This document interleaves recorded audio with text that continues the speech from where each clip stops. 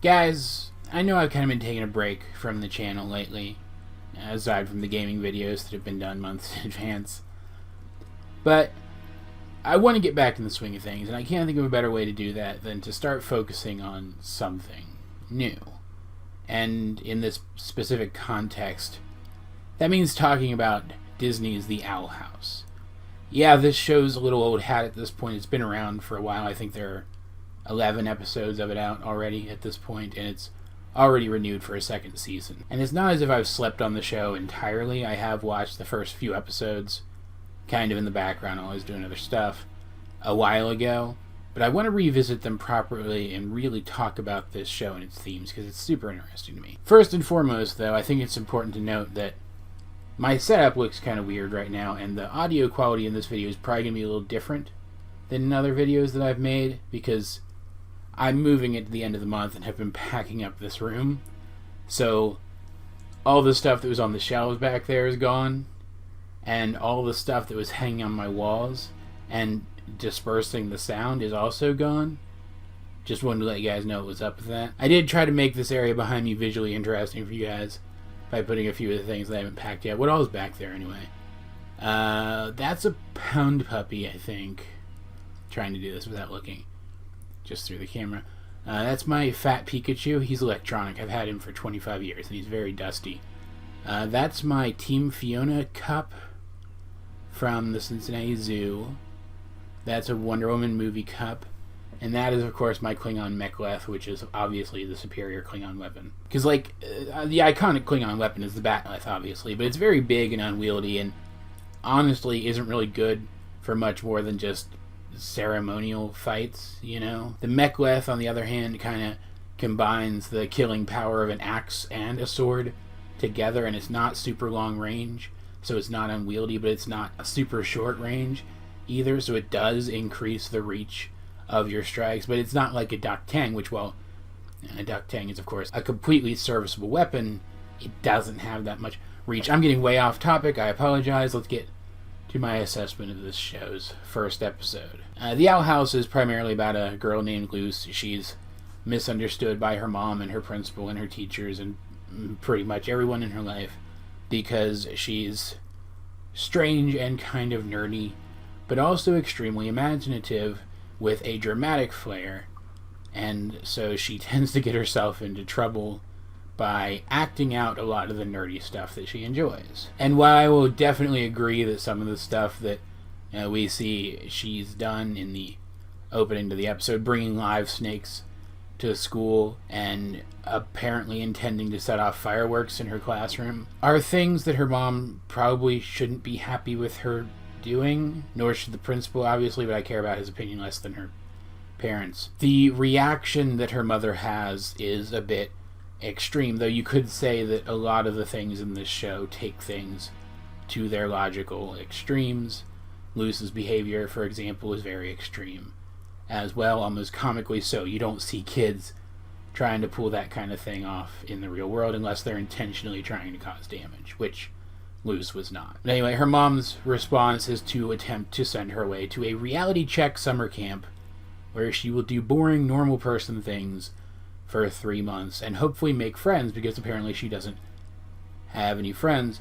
And this draws some very obvious false equivalencies. It equates being weird to missing out on things that life has to offer, like friends and like the security of normalcy. And it equates security with being quote-unquote normal, and those things just aren't true. It's entirely possible to be a weird and imaginative person and still have friends and still be overall successful. And you even get the impression very, very early on, and I think the reading of this episode supports this conclusion, that Luce would know that already if the people around her and the world around her just gave her an opportunity to be successful at something that she's weird about, right? So it's fortunate then for her that her favorite fantasy book is stolen by an owl, who she follows into the woods, into a dilapidated old house, and through a creepy magic door into another world. Which means that, yes, technically speaking,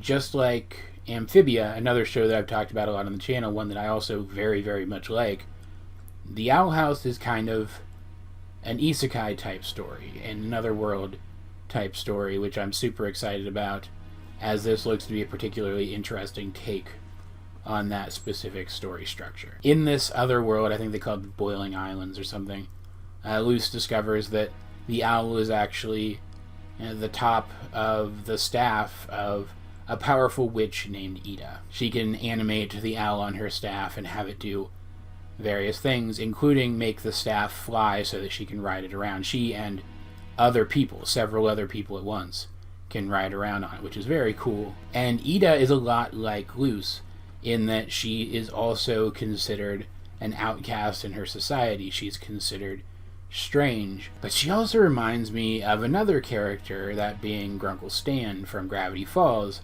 as she has this roadside stand that feels kind of like the Mystery Shack in that she sells what is effectively junk, trying to pass it off as something special. Since it comes from the human world, she sells it as human collectibles, trying to entice people with something that, from their perspective, is exotic and different. And she flat out explains to Luce, as she's describing this world to her, that this is the place where all mythology comes from, that the myths that we know in our world are the result of things from her world bleeding into ours, which is so cool. It's one of my favorite fantasy takes.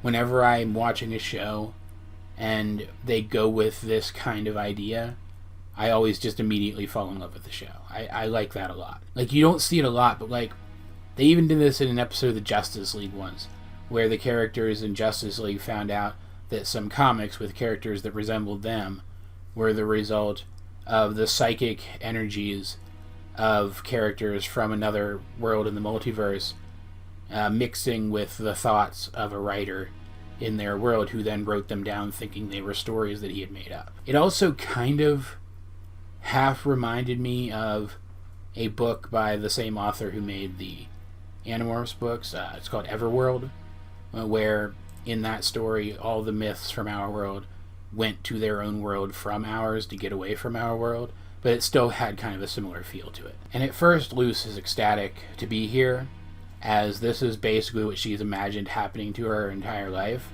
which I can totally relate to, because I've kind of been waiting for something like that to happen to me my entire life too.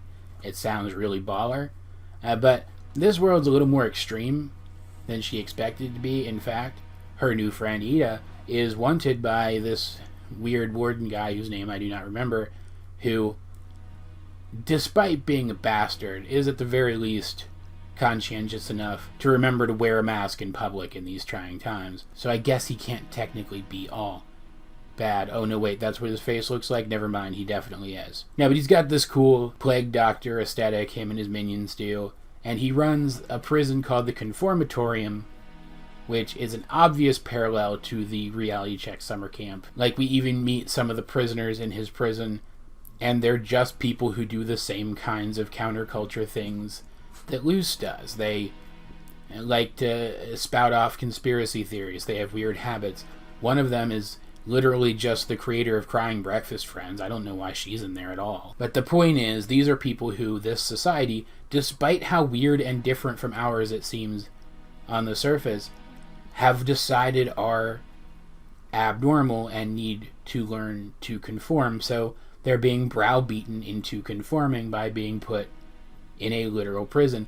And if you draw a stark enough parallel between that and the summer camp that Luce was supposed to go to, at the very least, this is saying that that summer camp would have felt like a prison to her. But if you take it to its extreme, you could go so far as to read it as saying that conforming would be like living in a prison for the rest of her life.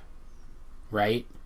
I'm not the only one who reads it that way, right? And of course, this episode ends up involving our characters going to the prison.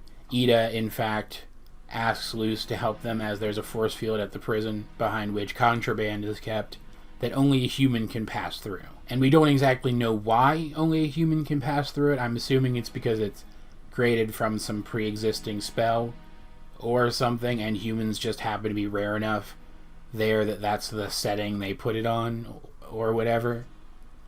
Like, I don't think there's some greater mysterious lore reason why only a human could get through there. It's just the show's way of justifying Luce's presence here and her usefulness as, at least in this one instance, being a human specifically is her... I mentioned this when I talked about Amphibia being an isekai show. Her isekai superpower. It's the thing that sets her apart from the other characters here enough that she is useful to them in a way that they aren't useful to each other. So they go here to recover a crown for Ida's, she says roommate, but it's more like her friend and or pet, King, who is voiced by Alex frickin' Hirsch, which is just fantastic, and makes sense because the creator of the Owl House is dating Alex Hirsch and also worked with him on Gravity Falls. This show has a lot of Gravity Falls clout and actually kind of reminded me of Gravity Falls a few times. I already mentioned that there's an occupational similarity between Ida and Grunkle Stan. They also have similar personalities. They're very confident people who are kind of a mess just behind the surface. And also just the art style and aesthetic of the two shows are very similar, and the titular Owl House aesthetically is very reminiscent of the Mystery Shack. There's a prominent eye theme. You get the feeling that this show is trying to ape some of the same imagery as Gravity Falls, but at the same time, because of who's working on it, it makes sense, and I think deserves to do so. This show is very obviously trying to fill that same kind of niche, and I certainly hope it succeeds, because it's a niche that needs to be filled. I don't want to spoil too much of the specific details, but I will say that it seems at first like Ida and King are just using Luce, but it turns out that they kind of are, but at the same time they're not. And they're actually really nice people. And also, by going to this prison, by being taken by them to this prison so that they can use her to get King's crown back, she also manages to rescue a bunch of those prisoners, which is, I think, an objectively good thing. And she also inspires them to fight back and essentially fight for a place in society and for a society which accepts them, which I think is nice. It really does seem like the theme of this show overall is going to be teaching kids that you can fit into society without wholesale conforming, which is so neat. Shows don't tend to do that, and we've kind of needed a show like that for a long time.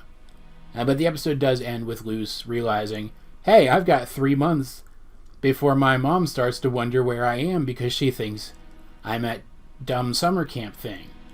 So I'm going to stay here and learn how to be a witch, which is such an interesting subversion. One of my favorite things about this story concept. Usually the main character is stuck in the other world and doesn't get a choice. It's fantastic. The show, again, I'm not that far into it, and I don't remember the episodes I watched super well, but just from going back and rewatching this one episode more closely this time, I'm expecting very good things from this show.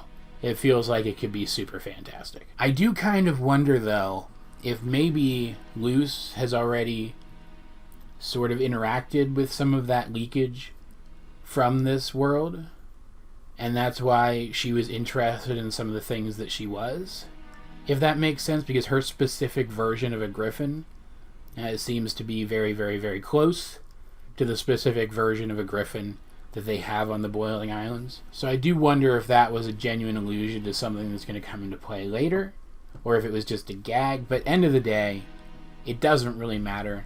This episode does a great job of setting up the show, establishing the themes, all without giving away too much of what the show is going to be about going forward. I like the characters immediately.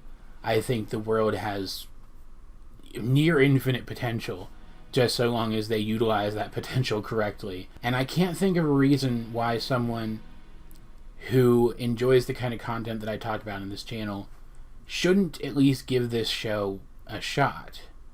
It really is that good. And this review series is going to be a new regular review series on my channel, for all that that actually means.